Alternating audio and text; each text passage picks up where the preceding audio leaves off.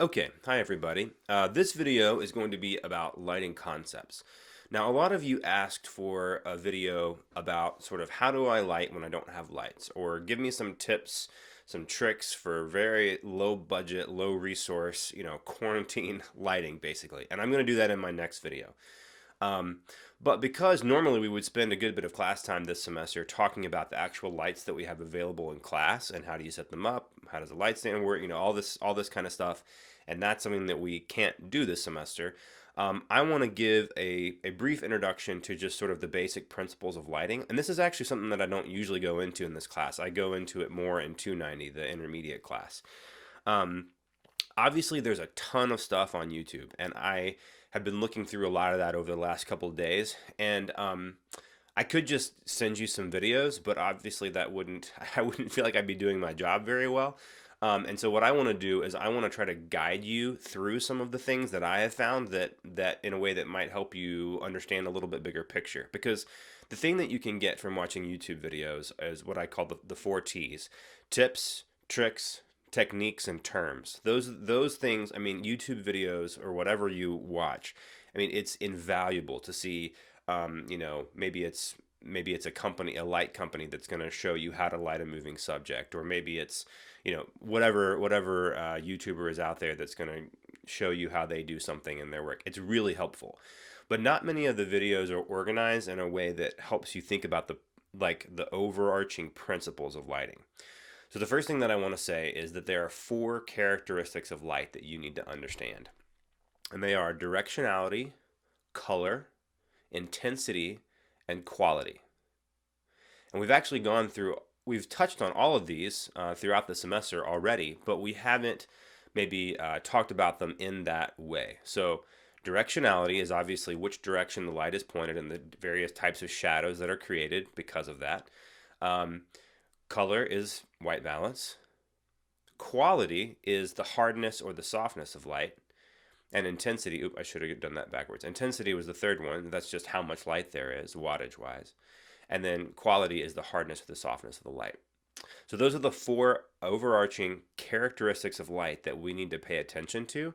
And if we understand those, then we can do the two things that I think are most important, regardless of your situation. If you have a huge crew and a rig, or if you're in quarantine, and that is learn to look at light and pay attention to the way that it behaves, and then problem solve. Try different things and see what works for you. Okay, so four characteristics: directionality, color, intensity, and quality. And then two sort of strategy points: learn to look at light, the way that it behaves, and two, problem solve. All right, so I'm going to give you a little tour of some different YouTube videos that I think are helpful for understanding the four characteristics of light.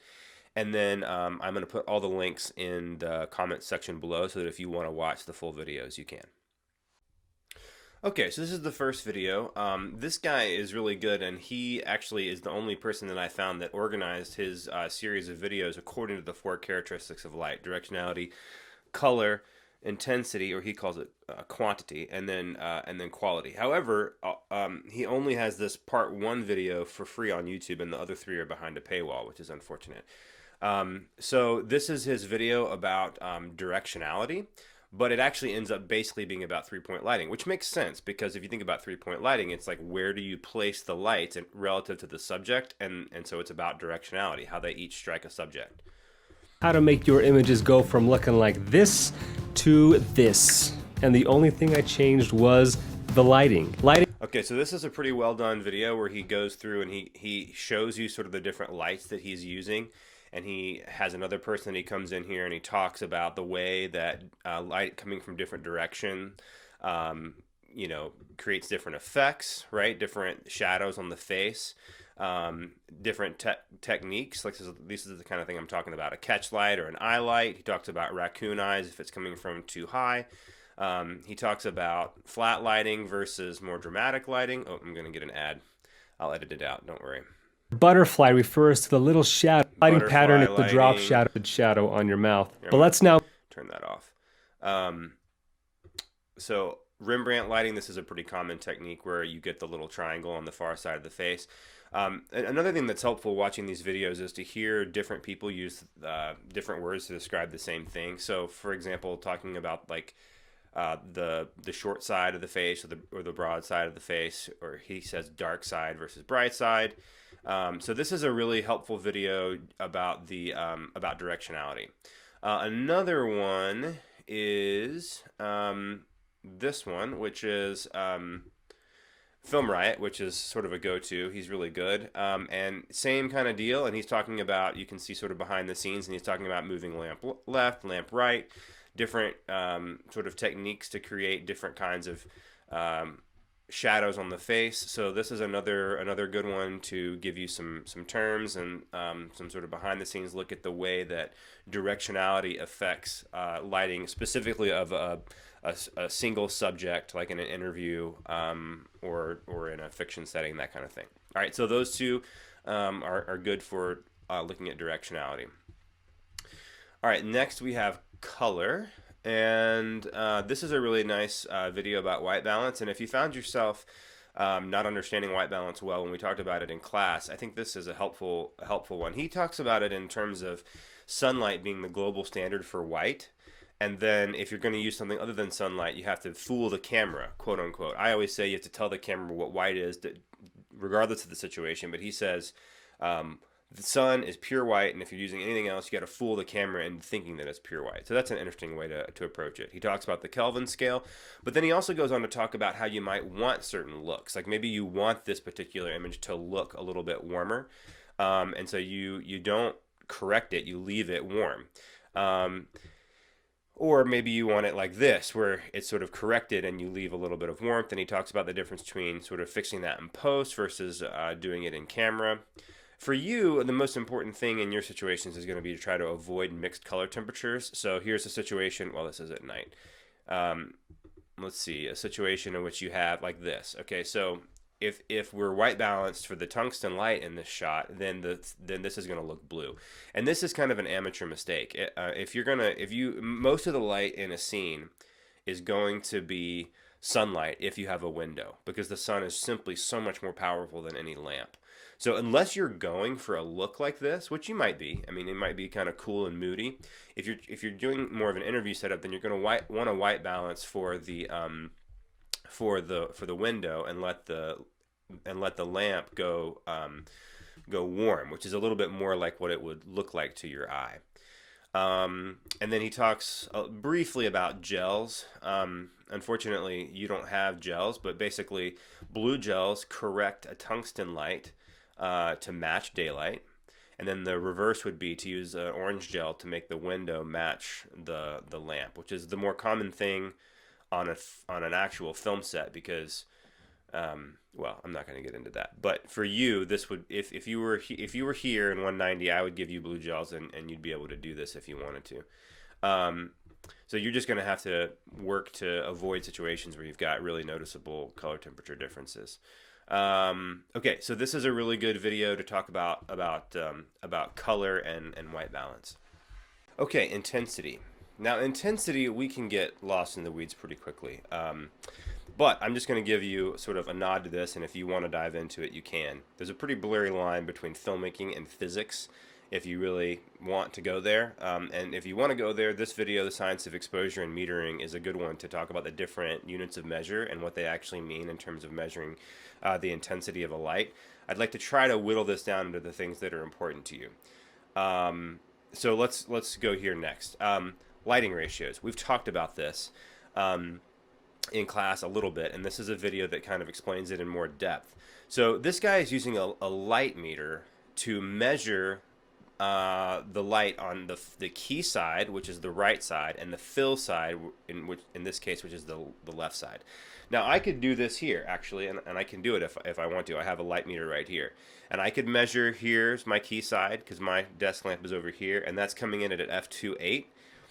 And what that means is that in this light meter, I'm telling the light meter what my frame rate is, what my shutter speed is, and what my ISO is. And then it's sensing the light and telling me what my f-stop should be for that situation. And then if I go to the other side, I'll get my fill, which is 1:4. So that's a 2-stop difference, which means that as I sit here with you right now, the ratio between my key side and fill side is 4-1. Now, I don't expect you all, in this class, I don't require you to know, like have the stop scale memorized. I do want you to understand in general the concept of doubling and halving of light, because we've talked about this with regard to the exposure triangle, right? It's ISO doubled or halved, is a halving or doubling of the light. One stop up or down, even if you don't have the stop scale memorized, knowing that one stop up or down is a doubling or halving of light. And then shutter speed. Having your shutter speed doubles the amount of light, doubling your shutter speed halves the amount of light, etc. So with that, let me say one sort of more technical thing that I think is useful, which is the law, the inverse square law, and I'll put this on the comments as well. Basically, what this means is that if you move a light fixture, say twice as far away, it actually becomes 4 times less intense. That's the easiest way that I can describe it, right? So if you have a light and it's 5 feet away and then you move it to 10 feet away, it's not half the amount of light, it's a quarter of the amount of light. Conversely, if you move it twice as close, then it's 4 times stronger. So the only thing that I would want you to understand is this is just another way that you can have or double the light, right? So we've got shutter speed, ISO, aperture, and then moving a light closer to or further away from the subject. And then, of course, the actual intensity of the bulb, the wattage of the bulb. And because you're not using lights this semester, this isn't something that you're going to be able to do. But that's another variable that in theory you could control, that all those things would affect sort of the intensity of light. Now, another thing that I have to say about lighting ratios. Obviously, you don't have a light meter, so you're not going to be doing this. But you do need to be looking, again, that strategy of like looking at the way light behaves and paying attention. And as the lighting ratio gets lower and lower, this is becoming a more and more dramatic shot. And it ties into, I think, practically maybe for you, the most important thing is the concept of dynamic range. So dynamic range, I pulled up a little picture here. Oh, wait. I think I downloaded it. Yeah, here it is. Okay. Usually when we talk about dynamic range, we're talking about like a feature of a camera. Does it have high dynamic range or not? In this case, you need to be aware of the fact that you have to control your environment given the camera that you have so that the dynamic range of your scene does not exceed the dynamic range of your camera. What do I mean by that? All right. There's 2 different kinds of exposure. One, the kind that we talk about most often, is like how bright is the image, but the other is what's the balance of light and dark images within a particular frame. So in this picture, for example, there is simply too broad a spectrum of dark and light for the camera to be able to represent it all clearly. So you can see that maybe more clearly the one on the right is overexposed. And so the highlights are clipping. What does clipping mean? It means that things that are maybe only supposed to be 80% white, maybe they're like light gray, are being coded as white in the camera. Over here, the shadows are clipping, which means that things that are supposed to be dark but not black are coming in as dark. And yet here you can still see the highlights are clipping. So when is this going to happen for you? Like if you put, for example, someone right next to a window and the sun is coming in, and so the right side of their face is totally lit up and bright, but then maybe it's a dark room and maybe there's dark walls and there's no bounce and there's not any other light source, and so the other side of their face is falling in shadow. In that case, I'm not going to ask you to try to use a light meter and calculate lighting ratios, but use common sense to say, okay, I can't have too extreme of a lighting ratio or my camera won't be able to capture the intensity of the one side versus the dark of the other.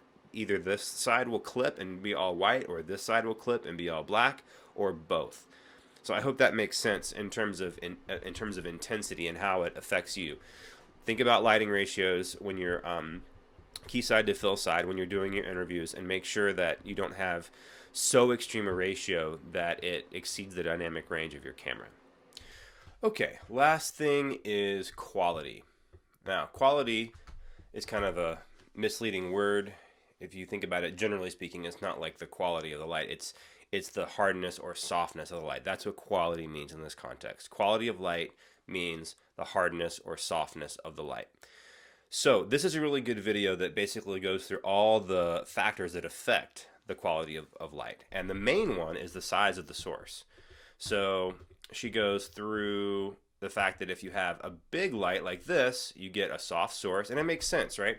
If the light rays, which move in straight lines, are coming from a bigger source, they can wrap around the subject more because these are coming this way, these are coming this way. Whereas if that source is really small, then they're all going in one direction, basically, just like this, and they're going to cast harsh, well-defined, dark, crisp shadows. She talks about how the sun, even though it's a huge source, it's way, way, way far away, so it basically acts like a small source. So without clouds in the sky, it actually acts as a pretty hard light source. Okay, so let's see. I really think you should watch this one if you're not watching any other ones. This is a good one. If I can catch. So she goes through like a bunch of different sizes of light. And I want to be able to catch. There we go. All right. So here's the small source, right? The little bitty guy, hard light. Here's a large source. Here's a soft light. Because again, this large source can wrap around this thing, and then the small source can't. Now, notice there's two different things here. There's what we call the cast shadow, which is a shadow cast by an object on another surface, the wall or the floor. And look how much more hard this is. Look how much darker it is, how much crisper it is, how much more well-defined versus this. But then also look at the attached shadow. An attached shadow is a shadow that an object creates on itself, on another part of itself. So here we have a more dramatic look, if you imagine this being like an interview setup, where there's a darker shadow on the object itself, whereas here there's very little. So that can come into play, like if you're looking at a human face, because here this is sort of an ugly attached shadow. It's not just the fact we can see this, it's also the fact that the shadows on the face, the attached shadows, are not very flattering when we use hard light. The only thing that she doesn't really mention that I would have added here is that, the softness or hardness of the light. That's the size of the light source. That's the first factor that affects hardness or softness. Another one is whether it's direct or indirect. So bouncing something, typically that bounce that you're using is going to be bigger than the light source. So it's doing two things for you. It's making the light source effectively bigger. But it's also giving it, because it's bouncing off of something else, it's giving it more space to scatter the light rays, and so that inherently makes it more diffuse. Then you can also add diffusion itself, which is sort of like here they talk about using a shower curtain as a cheap way to do it. Soft. Like this. So it's basically, they're going to lift this shower curtain over the subject, and it's going to act like diffusion to break up the light rays. Source. So you can see here we have hard light from the sun, not a cloudy day, harsh attached shadows, and then watch what happens as they lift this over his head. In front of yourself. Okay, so now we have a diffused light, much softer. What she doesn't mention here, which I think is also important to say, is that diffusion also lowers the intensity of the light. So the only downside here is that now he is not as bright as the subject compared to elements of the background. So, if you use a lot of diffusion, you have to have a very intense light to still be getting the quantity of light through the diffusion that you need for the setup. So obviously, again, we're talking about situations in which you don't have a lot of lights to use, but you can think about like using a window. So a big window with a curtain on it, or like not an opaque curtain, but some sort of translucent curtain, is one of the best light sources that you can find, because it's big and it's diffused and it's soft, or even just a big window on a cloudy day. It's a natural thing, and then and if you use it in conjunction with the bounce, that's probably your best bet for getting a good-looking interview set up with the limitations that you have. Okay, so that's quality of light. I'm going to put all these links in the bottom. We've got, once again, the four aspects: directionality, color, intensity, and quality. Remember, learn to look at light, the way it behaves according to those four characteristics, and then secondly, experiment. Test things, trial and error, try something, problem solve, see if it works, see what's going on. Trust your instincts and see if you can come up with as good a setup as you can.